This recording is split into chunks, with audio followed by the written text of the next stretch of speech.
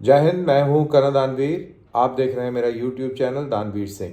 आज हम जिक्र करेंगे, चर्चा करेंगे उस खबर की जिसने भारत के अंदर एक शॉक वेव पैदा की है। और ये शॉक वेव पैदा हुई है कतर के उस डिसीजन को लेकर जिसमें 8 इंडिया की नेवी के रिटायर्ड पर्सनल को सजाए मौत सुनाई गई है। दरअसल ये 8 नेवी के पर्सनल एक कतर की कंपनी है जिसमें ये काम करते थे, धारा global technologies and consultancy service. इसके अंदर इसके तहत ये कतरी नेवी को ट्रेनिंग दिया करते थे। अब इनके ऊपर इल्ज़ाम डायरेक्टली तो कहीं से नहीं पता लगा है, क्योंकि कोई चीज़ को सार्वजनिक नहीं किया गया है, ना कतर की तरफ से ना भारतीय फॉरेन मिनिस्ट्री की तरफ से। लेकिन ऐसा एक बार रिपोर्ट किया गया था कि कोई इटालियन सबमरीन को एक्वायर करना चाह रहा था कतर, या चाह रहा है या आ गई है, और उसकी जानकारी ये लोग खुफिया तौर पर लेने की कोशिश कर रहे थे, जिसके तहत इन 6 लोगों को पकड़ा गया। साथ के साथ इस धारा global technologies and consultancy services के मालिक को भी पकड़ा गया। उसको हाल ही में रिहा कर दिया गया है। लेकिन इन 6 भारतीय पूर्व नौसैनिकों को सजाए मौत सुना दी गई है। अब अगर इसमें हम समझें कि ये ऐसा कतर ने क्यों किया, तो ये समझना बहुत ज़रूरी है, इंटरेस्टिंग रहेगा। और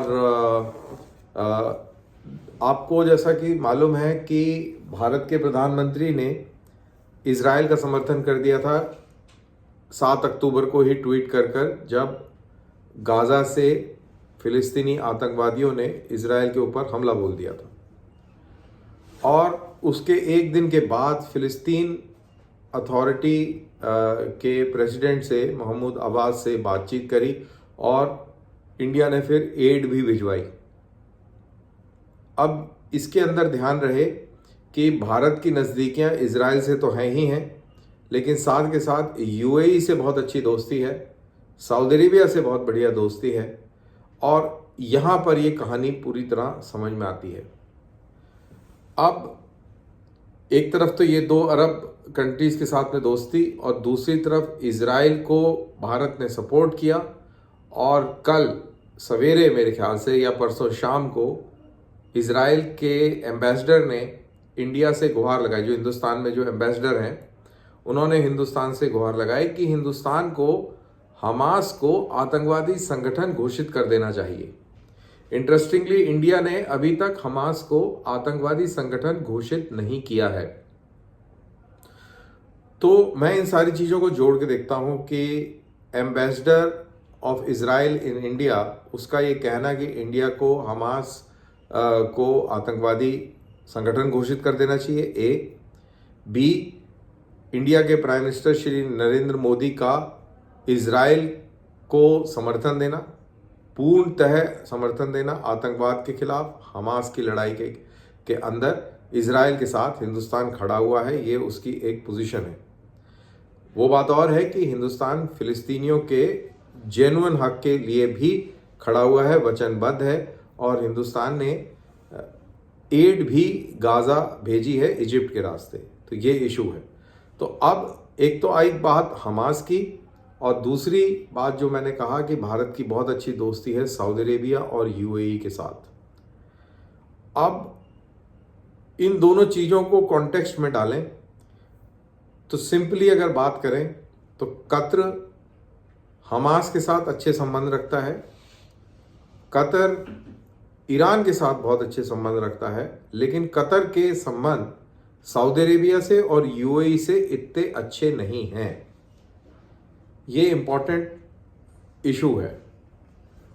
कतर एक ऐसा मुल्क है जिसके संबंध तालिबान से भी हैं, हमास से भी हैं, और उसके ऊपर इल्ज़ाम लगता रहा है कि उसने आईसिस के लड़ाकों को भी सपोर्ट किया है। वहीं मुस्लिम ब्रदरहुड का सपोर्टर रहा है कतर। और जब अरब स्प्रिंग हुआ था ऑटोक्रेसी और बादशाहों के खिलाफ, 2011 में शायद, तो तब कतर मुस्लिम ब्रदरहुड और अरब स्प्रिंग के साथ खड़ा हुआ था, और तभी सऊदी अरेबिया और यूएई के साथ इनके संबंध खराब हो गए थे। तो और जाहिर सी बात है वो अरब स्प्रिंग था ही इन मोनार्क्स, ऑटोक्रेट्स के खिलाफ विरुद्ध, और ये उनके साथ जाके खड़े हो गए थे। तो ये सारे इश्यूज हैं, और जिसको अगर आप इन कॉन्टेक्स्ट समझेंगे तो आपको समझ में आएगा कि क्यों ये इंडियन नेवल पर्सनल को सजाए मौत सुनाई गई है। और ये भी सुनने में आया है, और इनफैक्ट ये कई जगह पर छपा भी था कि आईएसआई ने ये खबर दी थी कतरी अमीर को, थानी को, कि ये जो नेवल पर्सनल हैं ये स्पाइंग में मुलविस हैं, इन्वॉल्व हैं। अब ये एक इशू है, ये एक बैकग्राउंड है, लेकिन क्या लगता है कि इनको सजाए मौत दी जाएगी? तो मेरे को ये बिल्कुल नहीं लगता कि इनको सजाए मौत दी जाएगी। कि पिछले 1 साल से कतरी जेल में बंद हैं, शरिया कानून के तहत इनके खिलाफ कार्रवाई करी गई। हम सबको मालूम है कि शरिया कानून किस तरीके से चलते हैं, और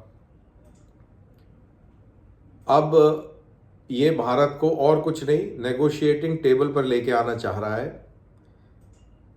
मेरे को ऐसा लगता है कि नेगोशिएटिंग टेबल पर लाकर भारत से इजराइल के ऊपर दबाव बनाया जाएगा, और हमास के साथ कुछ युद्धबंदी या कुछ रियायतें ली जाएंगी, जिससे कि गाज़ा के अंदर ग्राउंड ऑपरेशन टल सके या ना हो। पहली 3 इजराइल हमास जंगों में भी, इनफैक्ट 4 अगर 2021 की रॉकेट के तबादले को जंग कहा जाए, तो हमास और इजराइल के बीच में अगर शांति स्थापित करने में कोई कामयाब रहा था तो वो कतर रहा था। तो ऐसे में हो सकता है कि भारत को नेगोशिएटिंग टेबल पे लाए और इजराइल को इन्फ्लुएंस करने की कोशिश करे, क्योंकि अमेरिका ऐसा करने वाला नहीं है। अमेरिका की सिचुएशन अलग है। तो भारत की यहाँ पर पूछ कुछ फंसी नज़र आती है, और भारत पर दबाव बनाकर कहीं इस तरीके की कोई कार्रवाई करवाई जा सकती है। और क्योंकि भारत के अच्छे संबंध, जैसे मैंने बोला, सऊदी अरेबिया और यूएई के साथ हैं, तो ये सारा का सारा जो खेल है, इसको समझते हुए मेरे को ये नहीं लगता कि at the end of the day in भूतपूर्व नौसैनिकों को फांसी होगी। लेकिन हाँ, भारत की डिप्लोमेसी काफ़ी स्ट्रेच हो जाएगी, काफ़ी दबाव में रहेगी, और भारत के लिए ये एक बहुत बड़ी गंभीर चुनौती भी है। तो ये था मेरा एक छोटा सा विश्लेषण। आपको अगर पसंद आया हो तो इसको प्लीज़ लाइक कीजिए और अपने दोस्तों में शेयर कीजिए। मुझे दीजिए इजाज़त, फिर मुलाकात करते हैं किसी नई खबर और नए वीडियो के साथ। जय हिंद।